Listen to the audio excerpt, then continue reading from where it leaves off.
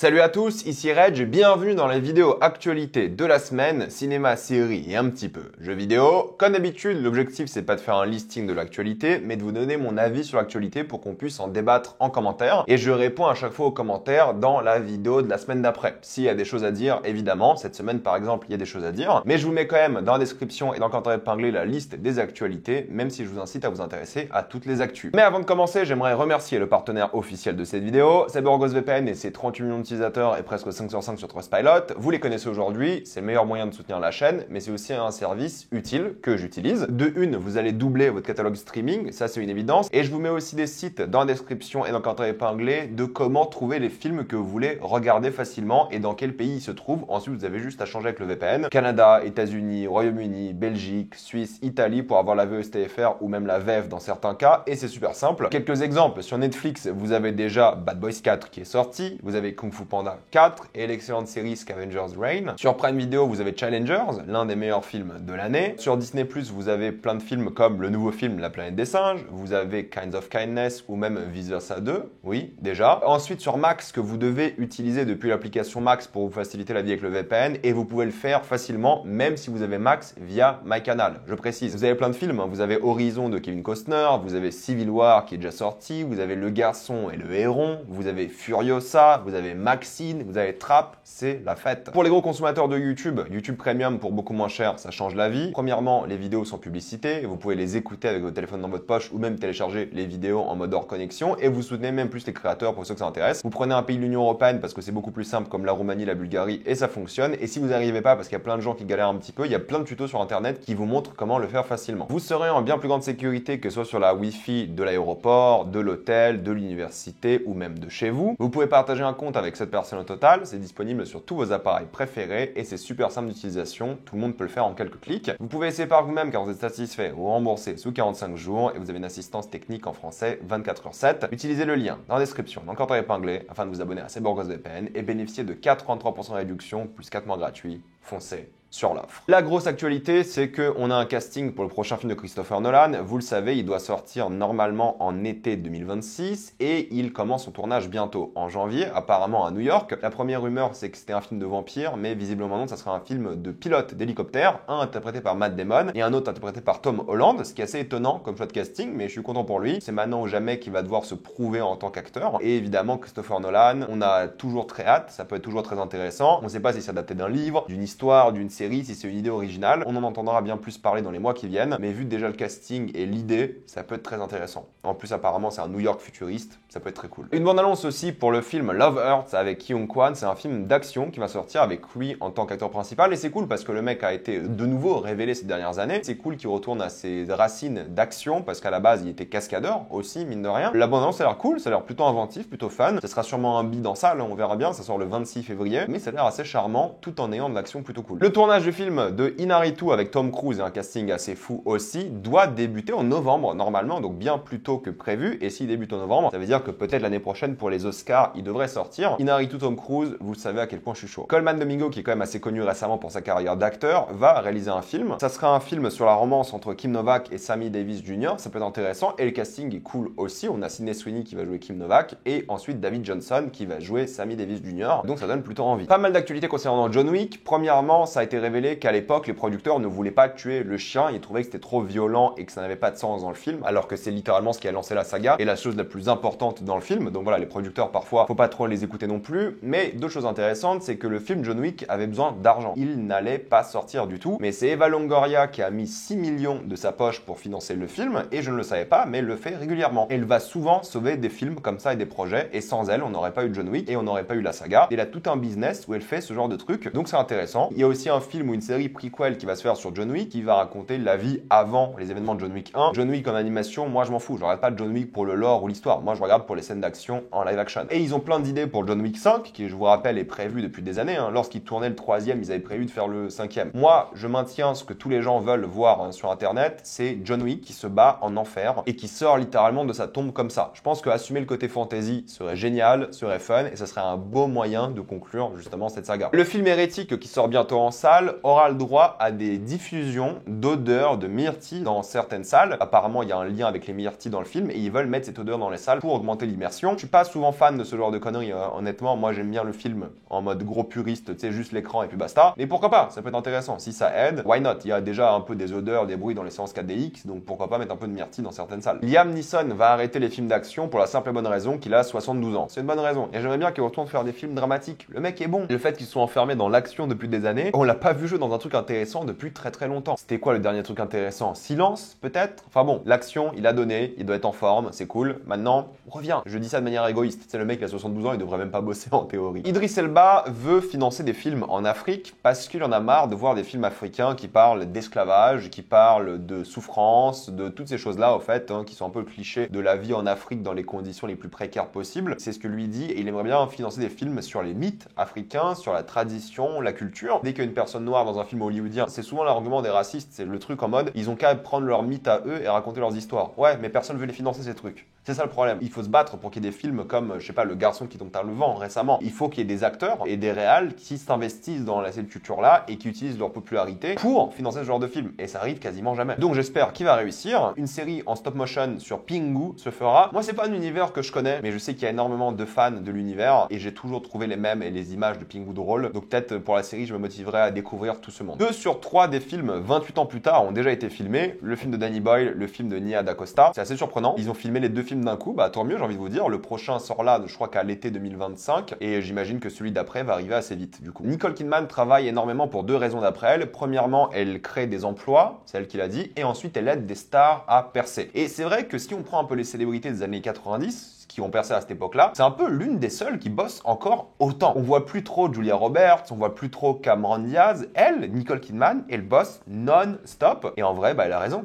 Trop cool, trop bien. Et puis elle se donne à fond dans tous les projets que j'ai vu d'elle. L'un de mes films préférés de tous les temps, Master and Commander, aura le droit à un prequel. Alors ça c'est prévu depuis des années. Ça fait longtemps qu'il veut faire un prequel, une histoire. Vous savez que ça date d'un livre à la base. Mais là un prequel est écrit et il cherche un réalisateur. Bon on le sait tous, Peter Weir a pris sa retraite. Il est plus capable de faire des films d'après lui. Mais ils vont chercher un réal. Ça peut être intéressant. Je sais pas ce que ça va raconter. Mais en réalité je m'en fous. Moi les films d'aventure maritime c'est mon délire. Et je suis chaud. Donc peu importe ce qu'il raconte, du moment que c'est bien, je suis chaud. Sortez un Blu-ray 4K s'il vous plaît du film. J'attends. Pathé continue sa stratégie des gros films à gros budget français avec encore une adaptation de classique de Dumas réalisé par Lajli. Le tournage commence en 2025 pour une sortie du coup 2026. Ça sera Le Diable Noir qui sera cette fois-ci adapté. Pour ceux qui se rappellent pas, Pathé ils ont cette stratégie de faire 3-4 gros films par an qui vont bien marcher où ils vont mettre plus d'argent dedans plutôt que plusieurs petits films. Et pour l'instant ça leur réussit. Nicolas Bedos a été condamné pour agression sexuelle sur plusieurs femmes, 2 pour être précis, et forcément dans les médias il y a toujours les connards de sortie. Vous savez, c'est toujours les mêmes qui disent attendons que la justice décide, et maintenant que la justice a décidé, ils sont quand même énervés. Je suis désolé, les gens qui disent que c'est juste une main aux fesses, c'est faux, c'est pas juste une main aux fesses, c'est plusieurs agressions sexuelles lors de soirées sur plusieurs femmes, avec un historique, c'était quoi, 2016, 2017, où il avait déjà des problèmes par rapport à ça, et on lui a dit d'arrêter ses conneries, donc là il a recommencé. Donc le mec il recommence d'agresser des femmes en mettant des mains dans des soirées sur des parties intimes qui sont pas les fesses, sur plusieurs femmes. Son excuse c'était qu'il a blackout, qu'il s'en rappelle plus, mais il se rappelle du coup ne pas l'avoir fait, bravo. Il y a plein de gens qui disent ouais ça va gâcher sa carrière et tout, j'en ai rien à foutre. Déjà qu'il vient d'une famille riche, en plus sa peine c'est quoi, c'est 6 mois à la maison avec un bracelet, waouh, sa maison à lui, bon voilà, plus un suivi psychologique, ça va rien gâcher du tout. Après les 6 mois, le mec refait des films, ça ne va rien changer. On est en France, on est le pays qui accueille tous les agresseurs sexuels. James Franco, il a fait un film cette année en France, parce que Hollywood, personne ne veut l'embaucher. Même Seth Rogen a coupé les ponts, ça fait 20 ans qu'ils étaient amis, parce qu'il a agressé des femmes sexuellement. Vrai gars, Seth Rogen pour ça. On est le pays qui accueille les agresseurs sexuels, on va pas vous parler de tous les agresseurs sexuels qui sont en France quand même. Il va rien se passer. Et j'en ai honnêtement rien à foutre de sa carrière. Pour une fois que la justice tranche en faveur des femmes, il y a plein de gens qui le défendent. Honnêtement, ça n'aurait pas été un artiste, il n'aurait pas été connu, et Dieu protège, il aurait eu un nom à consonance un peu arabe ou noir ou une autre couleur de peau. Les mêmes gens qui le soutiennent aujourd'hui auraient été les premiers à demander des années de prison ferme, tous les coups expulsion de territoire, et qui puissent plus bosser quoi. Là on parle d'un artiste riche qui n'a jamais aucun problème financier ou de carrière dans sa vie. Le mec fait des films régulièrement. Ça ne va rien changer à sa carrière. Croyez-moi, on l'a déjà entendu cette chanson. Rien ne va changer changer. Pour une fois que la justice tranche, pour une fois qu'elle décide d'un truc, j'ai vu des réactions qui étaient dégueulasses. Je suis désolé, c'est pas normal de les avoir. Tout le monde pleure pour Nicolas Bedos, mais quand même,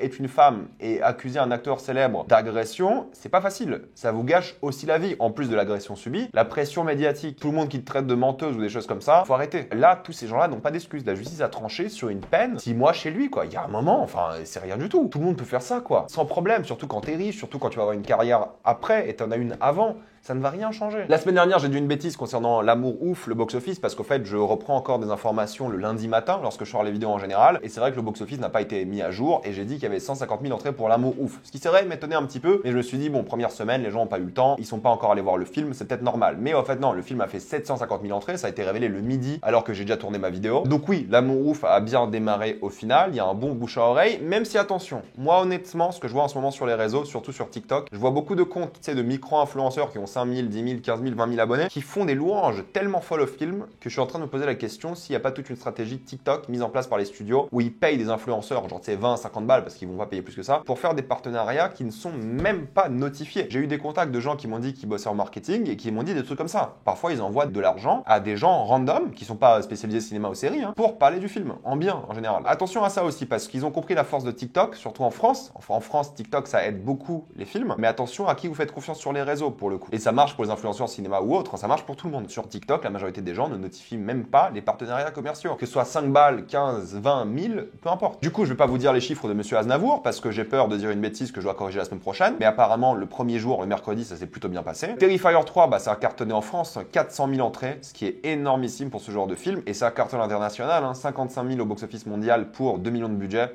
énorme succès, l'un des plus gros de l'année. Et Venom, ça s'en sort plutôt pas mal, 175 dans le monde pour un budget de 120 millions, c'est le deuxième meilleur démarrage de la franchise, en sachant que le précédent, il y avait Covid et tout. Bref, le film va sûrement atteindre les 400, 450 facile. On verra comment marche le bouche à oreille, mais le film est plutôt apprécié par les spectateurs. Severance a diffusé sa bande-annonce, c'est l'une des séries les plus attendues tout court. Elle sortira, je crois, 17 janvier, quelque chose comme ça. La bande-annonce me donne envie, ça a l'air génial, il a l'air d'avoir plein d'idées visuelles, ça a l'air top. Mais attention, pourquoi? Parce qu'on a attendu 3 ans, et on n'a pas attendu 3 ans juste parce qu'il y avait les grèves. On a attendu 3 ans parce qu'ils se sont énormément disputés en coulisses. Tous les créatifs, réals, scénaristes n'étaient pas d'accord, tellement qu'ils se parlaient pas apparemment à un moment, genre du tout, et ils bossaient quand même sur la série. Et surtout, le budget a explosé à cause de tout ça. La rumeur, c'est que ça atteint 20 millions par épisode. C'est des sommes astronomiques. C'est pas normal qu'une série filmée dans des backrooms coûte 20 millions, vous me comprenez. Attention tout de même, moi j'ai très hâte, et c'est l'une des meilleures séries que j'ai vues de ma vie, la première saison, mais attention tout de même. Il faut avoir des attentes, mais attention. Concernant Prime Video, la série God of War, je vous l'avais dit la semaine dernière, a perdu son showrunner. Eh bien, un nouveau a été trouvé, c'est Ronald D. Moore, qui est le showrunner de For All Mankind, que j'ai toujours pas continué, je sais que je dois le faire, mais ça m'a un peu saoulé, mais je sais que je dois la continuer. Donc oui, c'est peut-être un bon choix, je sais que For All Mankind, c'est vraiment apprécié par beaucoup de personnes. Donc la série God of War se relance assez rapidement. Ils ont envie de faire le projet le plus vite possible. The Boys s'est moqué de Trump en postant une image de Homelander qui sert aussi un McDo ou un vote burger. C'est juste pour vous dire que, encore une fois, The Boys n'a jamais été subtil. Homelander a toujours été Trump. Et les gens qui se plaignent du manque de subtilité dans la dernière saison de The Boys n'ont jamais compris The Boys. Je veux dire, le personnage principal a un drapeau américain en costume. Où est la subtilité? Carrie aura le droit à une adaptation série télé et moi je pense que c'est une très mauvaise idée, de base. Mais attention, c'est Mike Flanagan qui va s'en occuper, en tout cas en tant que producteur. Et pourquoi pas, Carrie adaptée à notre époque par un mec qui sait faire, pourquoi pas. Et ensuite, Good Omens, vous attendez tous la saison 3 de Good Omens, moi aussi, parce que j'ai bien aimé la deuxième, mais il n'y aura pas de saison 3, ça a été annulé. Cependant, attention, il y aura un film de 90 minutes pour conclure l'histoire, un téléfilm du coup. Sur Prime Video, la raison est que Neil Gaiman a été accusé par nombreuses femmes, et il y a des preuves à l'appui pour le coup, lui-même l'a avoué, d'agression sexuelle, et du coup Amazon a décidé de ne pas faire la série avec lui. Vu que c'est lui le créateur et c'était le scénariste de la série aussi, ils ont décidé d'arrêter la série et de dire non, on va pas donner de l'argent à ce mec-là, on va juste conclure avec un téléfilm, et je pense que c'est courageux, je trouve que c'est une bonne chose. C'est dommage, Neil Gaiman, il a inspiré énormément de vos histoires préférées. Un nombre astronomique des contes, des films, des jeux vidéo, des séries que vous connaissez viennent de ce mec-là. Regardez la liste, vous allez être effrayé à quel point ce mec est influent. Mais c'est pas une excuse. Agression sexuelle prouvée, avouée, c'est compréhensible. Et je me demande s'il y aura d'autres adaptations de lui, parce qu'adapter ses bouquins, ou ses livres, tout ce que vous voulez, ses comics, c'est lui donner beaucoup d'argent. Quelques actualités Disney, avec Alien Romulus qui aura en effet une suite, vous le savez c'est un succès, Kelly Spany et David Johnson seront évidemment de retour, et potentiellement Fede Alvarez aussi. J'espère qu'ils vont nous faire une dernier Jedi. Qu'est-ce que je veux dire par là? C'est que Alien Romulus c'était bien, moi j'ai kiffé, mais j'ai kiffé comme Star Wars 7, tu vois, c'était un projet safe, nostalgique, qui prenait pas de risques. Mais maintenant, Fédé, c'est le moment de nous proposer un dernier Jedi, prend des risques, choc, parce qu'en fait, si vous réfléchissez bien à la saga Alien, tous les films Aliens, c'est des derniers Jedi. Tous les nouveaux films Aliens inventent des trucs, changent la mythologie, changent le lore, ils ajoutent de plus en plus de choses, chose qui a énervé les fans de Star Wars, mais dans Alien, c'est la base d'ajouter de nouvelles choses. C'est la base de changer des trucs, chose que Romulus n'a pas faite. Donc, moi, je suis chaud s'il change un petit peu les choses. Un film Predator va sortir l'année prochaine, évidemment, Badlands, ça c'est prévu depuis un moment, c'est en novembre 2025, mais un deuxième film Predator va sortir, un film qui a été tourné en secret. La rumeur pour l'instant, c'est que c'est un film d'anthologie qui va durer 1h30 avec 3 histoires de Predator différentes dans 3 époques différentes. Ce n'est qu'une rumeur, attention, mais c'est la rumeur principale, et peut-être ça sortira sur Disney+,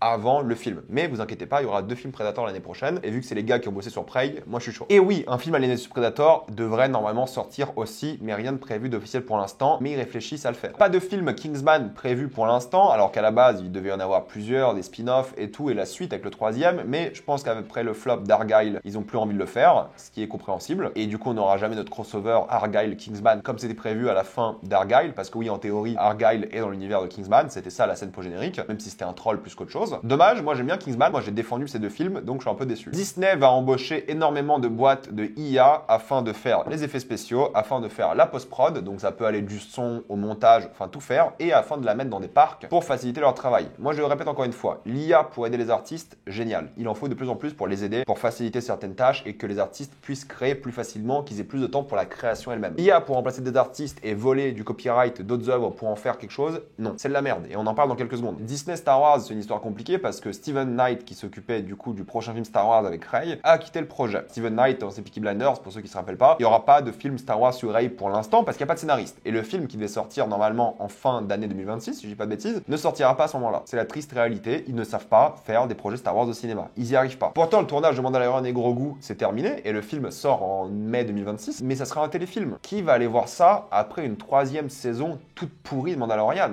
Tout le monde s'en fout en fait. Il faudra vraiment réussir la hype pour que le projet nous intéresse et je pense que ça va être un flop. Je le pense vraiment, pour l'instant en tout cas. On verra dans 1 an et demi. Et si on parle de Mandalorian et Ahsoka, il y aura des Blu-ray Steelbook pour la 3e saison et la première d'Ahsoka. J'ai détesté les 2 saisons. D'accord? C'est de la merde. Mais j'ai envie de féliciter encore une fois Disney de sortir leur série en Blu-ray. Moi j'ai acheté en or, je le vois juste là, pour les soutenir parce qu'il faut sortir des séries et des films des plateformes de streaming en version physique. N'est-ce pas Netflix? Le tournage de Spider-Man commencera à l'été 2025 pour une sortie en été 2026. Voilà, c'est prévu, ça va se faire, c'est officiel. Marvel a d'ailleurs annoncé 3 nouvelles dates de films MCU en 2028. Il y en aura 3 2028 pour l'instant. Ça m'étonne pas, je pense que c'est assez classique pour Marvel. Mais ce qui m'étonne un peu plus, c'est que Blade a été suspendu. Vous savez, hein, j'ai raconté ces derniers mois, dernières années, tous les problèmes par rapport à Blade. Il n'y a pas de projet Blade pour l'instant. Il n'y a pas de date de sortie, ils ont annulé la date de sortie parce qu'ils n'y arrivent pas. Ils n'arrivent pas à faire un film Blade. Et je ne comprends pas. C'est un gars qui bute des vampires. Pourquoi c'est compliqué? Je pense que la vraie raison pour laquelle c'est compliqué, et c'est beaucoup de gens qui l'ont dit aussi, mais c'est Mahershala Ali. Je pense que Mahershala Ali a des attentes. Et c'est bien qu'il ait des attentes. Et c'est pour ça qu'ils n'y arrivent pas. Et je trouve que c'est une bonne chose qu'il ait des attentes et qu'il veuille faire un bon projet. Mais pour l'instant, il reste sur le projet. Mais je pense juste qu'il demande beaucoup. Et il a raison de demander beaucoup. Je parle en termes de qualité et d'art, hein, pas en termes d'argent. De toute façon, il sera grassement payé, quoi qu'il arrive. Le tournage de Vision, pour le coup, ça va commencer en 2025. Putain, c'est plus simple de faire un film Vision que Blade. C'est une série, c'est vrai. Mais quand même, qu'est-ce qui se passe? Comment c'est possible? Planète des singes sortira bel et bien en 2027, comme c'était prévu depuis un mois, mais là, ils ont confirmé. Mais il y a la bande-annonce d'une série Disney+ qui a été diffusée, ça s'appelle Interior Chinatown. C'est une comédie d'action qui se passe à Chinatown et ça a l'air pas mal, honnêtement. Il y a un côté espionnage, thriller, comédie, avec des humoristes que moi j'aime bien, que je connais de YouTube ou TikTok. Et la bande-annonce m'a donné plutôt envie. Ça sort le 19 novembre, normalement chez nous aussi. Je sais pas si j'aurai le temps de la voir, mais ça a l'air fun. Si on parle de Netflix, Tomb Raider a été officialisé pour une 2e saison. J'ai toujours pas vu, ça m'intéresse pas, mais c'est cool, j'imagine, pour les gens qui l'ont vu et qui ont aimé. Mais j'ai envie de rebondir sur ce que j'ai dit la semaine dernière. J'ai dit que plein de gens étaient énervés par rapport au corps masculin entre guillemets de Tomb Raider, de Lara Croft pardon, mais vous m'avez compris, et je suis pas d'accord. Je veux dire, il y a des gens qui m'ont dit dans les commentaires, Lara Croft sans ses gros seins, c'est pas Lara Croft. Qu'est-ce que tu racontes? Ça n'a jamais été une caractéristique scénaristique, ces gros seins, on s'en fout. Elle avait des gros seins pixelisés à l'époque parce qu'il fallait comprendre que c'est une femme à l'époque et ils ont mis 2 triangles en guise de poitrine. Dans le reboot qui est sorti récemment, elle avait pas une grosse poitrine, les jeux ont eu de bonnes critiques. Pourquoi là d'un coup les gens se plaignent? Je comprends pas. Elle est pas masculine, c'est une femme qui fait du sport. Arrêtez vos conneries un peu s'il vous plaît quoi. C'est à cause de ce genre de commentaires que les femmes nous détestent. Le tournage d'Extraction où Tyler Rake 3 débutera bientôt. Quoi? Enfin, on s'en fout. Je suis désolé, le 2e était tout pourri. Enfin, qui se rappelle du 2e? Encore le premier, je veux bien, mais personne se rappelle du 2e. Encore, ça sortirait en salle, pourquoi pas? Mais sur Netflix, qui l'a regardé sérieusement? Moi, pour en faire une critique, mais c'est tout. Concernant Max et Warner, Dune, c'est un peu compliqué. Il y a plein de gens qui disent que le tournage de Dune 3 va commencer à l'été 2026, et d'autres qui disent que ce sera l'été 2025, d'autres qui disent que c'est début 2026. Bref, personne ne sait. En théorie, la date de sortie reste décembre 2026, mais pour la date de tournage, personne ne sait. recettes. Sur ça, je vais pas vous dire quand ça va commencer, mais gardez en tête une sortie potentielle en décembre 2026. Et les gens sont contents parce que du coup, ça voudrait dire que Greg Fraser, qui est donc le chef op de Dune 2, pourra bosser sur The Batman parce que les tournages se feront pas au même moment. Et il y a plein de gens qui veulent qu'il revienne pour The Batman. Et c'est logique, la grande force de The Batman, c'était l'ambiance, l'esthétique, et ça serait bien qu'il revienne sur le projet. Mais qu'est-ce qui a énervé pas mal de personnes cette semaine, c'est que Hans Zimmer ne pourra pas avoir un autre Oscar pour Dune 2, alors que c'est l'une des BO les plus favorites, disons, de l'année. Alors pourquoi il n'aura pas de nomination à l'Oscar? C'est qu'il n'est pas éligible pour la simple et bonne raison que 20% des thèmes de Dune 2 viennent déjà de Dune 1. La loi des Oscars, c'est que si tu reprends la musique de ton précédent film, donc 20%, tu ne peux pas être nommé. En vrai, je la trouve logique, tu vois. Tu vas pas remixer la première BO et t'attendre à une nouvelle nomination. Surtout que je crois qu'il avait gagné l'Oscar pour le premier film. En réalité, ça arrive assez souvent sur des projets qui sont même pas des suites, hein, comme There Will Be Blood, ça arrive pour True Grit, c'est arrivé aussi pour Drive, c'est arrivé pour The Master, ça arrive souvent. Même Premier Contact n'a pas eu le droit à ça, alors que la BO de Premier Contact, elle est mortelle. Hans Zimmer a dit qu'il s'en fout, il s'en branle, il fait pas de la musique pour des récompenses et de toute façon il a déjà des Oscars, et il sera éligible aux autres récompenses qui sont pas les Oscars. Mais la question qu'il faut se poser, c'est ok, 20% des thèmes des précédents films, donc les suites sont quasiment toutes bannies si tu utilises des leitmotifs et des thèmes, c'est compréhensible, en réalité ça me dérange pas, mais il y a un moment, pourquoi est-ce que John Williams, il a des nominations sur tous les films Star Wars, tous les films d'Indiana Jones? Pourquoi? Il utilise plus de 20%. Pourquoi l'exception de John Williams? Pourquoi l'exception Le Retour du Roi? Et je suis très content que Le Retour du Roi ait gagné 20 000 Oscars, je suis très content, il n'y a pas de souci. Mais où est la consistance? Vous voyez ce que je veux dire? Et soyons d'accord, tout le monde aime John Williams, c'est le roi du monde, mais il y a un moment, ça va se voir aussi. Ça va se voir que beaucoup de ce qu'il fait, c'est des remixes de ses thèmes à lui. Et c'est ok, il n'y a aucun problème, je m'en fous, c'est cool. Mais il y a un moment, pourquoi lui a le droit à un passe-droit, il a quoi, 50 nominations, et pourquoi pas Hans Zimmer? Tu vois, enfin, je comprends pas. Et pourtant, je suis pas le plus grand défenseur d'Hans Zimmer, mais c'est bizarre de le punir comme ça. Bon, c'est pas grave, hein. Du coup, l'Oscar, ça ira sûrement à Challengers et ce sera mérité aussi. John Turturro n'a pas repris son rôle de Batman dans The Penguin pour la simple et bonne raison qu'il ne voulait pas faire du mal aux femmes dans la série. Je suis pas encore à jour sur The Penguin, mais je suis désolé. Dans The Batman, il fait du mal aux femmes. Il y a une scène où il fait du mal à quelqu'un. Enfin, il y a un moment, John, qu'est-ce que tu fais? Peut-être il a changé d'avis entre temps, hein, je comprends, il n'y a aucun problème. Pour moi, c'est une excuse. En moi, j'avais la flemme d'être dans une série pendant 6 mois, quoi. Ou je sais pas combien de temps il a à l'écran, son remplaçant, mais bon, quand même. Et attention, là, on va rigoler parce que Blade Runner 2049, l'équipe qui a bossé dessus, a décidé de porter plainte contre Tesla et Elon Musk pour la simple et bonne raison qu'ils ont volé avec de l'IA les visuels de Blade Runner. Vous savez, normalement, si un artiste avait plagié comme ça Blade Runner, parce qu'il y a un moment, regardez l'image. Moi, je vois le truc en bas, je me dis c'est un fan art de Blade Runner. Mais non, c'est une image promotionnelle de Tesla et d'Elon Musk. Et d'ailleurs, Warner soutient son équipe derrière Blade Runner, ce qui est une bonne chose. Mais ils ont décidé de porter plainte et ouais, je veux dire, c'est du vol. Regardez-moi ça. Et en fait, le problème de l'IA, c'est que ça prend limite sans discriminer tout ce qui existe. C'est même pas de l'inspiration parce que s'inspirer, c'est tout à fait normal. Les artistes le font tout le temps. Mais c'est une copie. Ils ont copié Blade Runner. C'est normal de porter plainte. Ils utilisent ta propriété intellectuelle pour leur bif. Je suis désolé, c'est chaud. Ma vidéo sur l'IA arrive bientôt. Vous le savez, Ubisoft, c'est la galère en ce moment. Il y a l'équipe de Prince of Persia qui n'a pas été virée, mais qui a été restructurée. C'est dommage parce que Prince of Persia, c'est genre le jeu Ubisoft le mieux critiqué depuis des années. Tout le monde a dit que c'était excellent, mais personne n'y a joué. Ça a hyper mal vendu.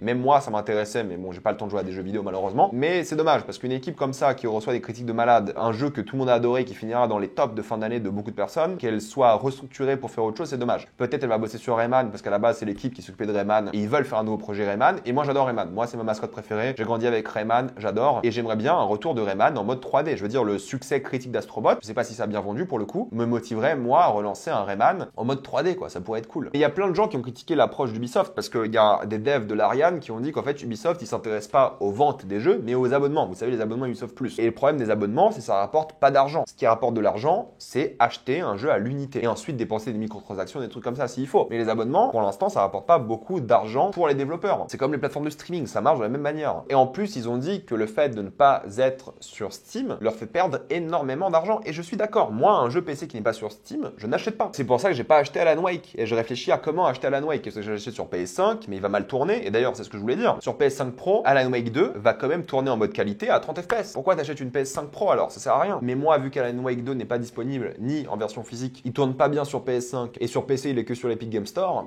ça me donne pas envie de l'acheter. Et je sais qu'il est bien, hein, je n'en doute pas, mais ça me donne pas envie de l'acheter quand même. Les sorties de la semaine, c'est la fin d'Agatha cette semaine. Je pense pas que j'aurai l'énergie d'en faire une critique. J'ai regardé les 2 premiers épisodes, ça me donne pas envie. Je vais essayer de continuer avant mercredi, voir si ça devient mieux et voir si je vais y mettre l'énergie pour une critique, mais ça me chauffe pas des masses. Je suis désolé, j'en parlerai peut-être vite fait en vidéo mensuelle là. Mais parce qu'en plus cette semaine, il y a la critique d'Anora qui va se faire. Oh oui, je vais forcément parler de la Palme d'Or et le film a l'air incroyable. Juré numéro 2, je vais voir si je vais en parler en critique à chaud ou en critique multiple, à voir en fonction du temps. Venom 3, j'en ai déjà parlé, il y a déjà la critique qui est dispo, ça sort aussi cette semaine. Le film d'animation Flow, je vais en parler aussi, en critique mensuelle aussi je pense, ça a l'air pas mal. Godzilla Minus Color sort aussi cette semaine. semaine. Franchement, ça a l'air trop bien. Et il y a plein de films qui sortent pour Halloween. Je sais pas si vous avez vu Océan, UGC, Pathé, mais ils font plein de reprogrammations pour Halloween. Et moi, je vais essayer d'en voir quelques-uns. Je suis pas encore sûr d'avoir le temps, mais il y a plein de trucs qui ont l'air cool. Donc si vous voulez voir des films d'horreur, c'est le moment aussi cette semaine. Et cette semaine, en termes de jeux vidéo, il y a Red Dead 1 qui sort enfin sur PC. Je n'aurai du coup plus d'excuses pour me le faire. Et il y a aussi donc Dragon Age Veilguard. J'attends les critiques. J'aurai pas le temps de le faire non plus, mais ça me chauffe un petit peu quoi. Moi, j'adore Dragon Age et j'espère qu'il sera bien, qu'il aura de bonnes critiques, que les gens vont le kiffer et que s'il est bien, qu'il va bien se vendre. Pour répondre un peu à quelques commentaires de la semaine dernière, j'ai dit quelques bêtises. American Psycho, ça se passe pas dans les années 2000. Le film est sorti dans les années 2000, mais ça se passe dans les années 80. C'est l'ère du matérialisme américain, des Reaganomics et des choses comme ça, donc c'est une époque complètement différente. Mais j'ai envie de vous dire, tant mieux. Si le premier American Psycho se passe dans les années 80, le fait de refaire un remake en 2024, et encore cette thématique de la masculinité, du capitalisme et tout, qui peuvent être réutilisées à notre époque. Ça peut être intéressant. J'avais aussi dit que ce serait intéressant d'avoir une femme, pourquoi pas, mais plein de gens m'ont dit que le film existe déjà. C'est American Psycho 2 avec Mila Kunis. Non, je pense qu'il n'existe pas. Je pense que c'est vous, c'est une sorte de Mandela Effect. Je pense que le film n'existe pas. Je pense que c'est un mythe. Il y a aussi des gens qui m'ont dit la semaine dernière que le cinéma est un luxe. Le problème, c'est pas que le cinéma est un luxe. Les offres sont nombreuses pour vous proposer plein de films pas chers, même en famille, seul, en couple, peu importe. Si vous êtes fan de cinéma, il y a des abonnements, il y a plein d'offres pour y aller pour pas cher. Que ce soit votre CSE, que ce soit des abonnements, que ce soit des offres que les cinémas font. Le problème, c'est l'accessibilité. Beaucoup d'entre vous n'ont pas ces cinémas à côté de chez vous, ces grands multiplex qui proposent ce genre de choses. Donc vous êtes souvent coincé dans des salles de cinéma chères pour une qualité médiocre et généralement en VF. Et là, oui, le cinéma devient un luxe. C'est un problème d'accessibilité. Pour moi, c'est plus un problème d'argent aujourd'hui. Et je suis désolé, si vous vous contentez de Netflix, vous ne regardez pas des films, vous regardez des téléfilms dans la très grande majorité des cas, si on parle de production originale. Et c'est ok, il n'y a pas de souci. Mais le cinéma, la vérité est que ça se passe au cinéma. On peut dire ce qu'on veut. Encore, pendant le Covid et tout, je peux comprendre. Mais là, les cinémas sont ouverts. Si vous aimez le cinéma, allez au cinéma. Quoi qu'il arrive, l'expérience sera meilleure au cinéma. Si vous n'avez pas l'accessibilité d'aller au cinéma parce que vous n'habitez pas un endroit qui est fait pour, je comprends. Je suis tout à fait d'accord avec ça et c'est un problème de cinéma plutôt que de prix ou autre. Même si les prix augmentent, je suis d'accord sur ça aussi. Ne vous contentez pas de ce qui sort sur Netflix. Trouvez des classiques en ligne, de X ou Y manière, achetez-vous des Blu-ray, découvrir des anciens films chez vous, c'est bien. Mais ne vous contentez pas des bouses téléfilms Netflix de chez vous, s'il vous plaît. Je vais m'arrêter là, mettez-moi dans les commentaires ce que vous en pensez. Êtes-vous d'accord, pas d'accord, j'ai envie d'avoir votre avis. Avant de quitter cette vidéo, pensez à utiliser le lien dans la description, dans le commentaire épinglé, afin de vous abonner à Cyborgos VPN et bénéficier de toutes les plateformes de streaming en toute accessibilité, sécurité et avec beaucoup plus de contenu. Tout ça pour 2,03€ par mois plus 4 mois gratuits. Foncez sur l'offre. Pensez à vous abonner à la chaîne pour voir les prochaines vidéos. Mettez un j'aime, ça aide beaucoup la chaîne. Suivez-moi sur tous mes réseaux pour plus de contenu exclusif. Et moi, je vous dis à la prochaine fois.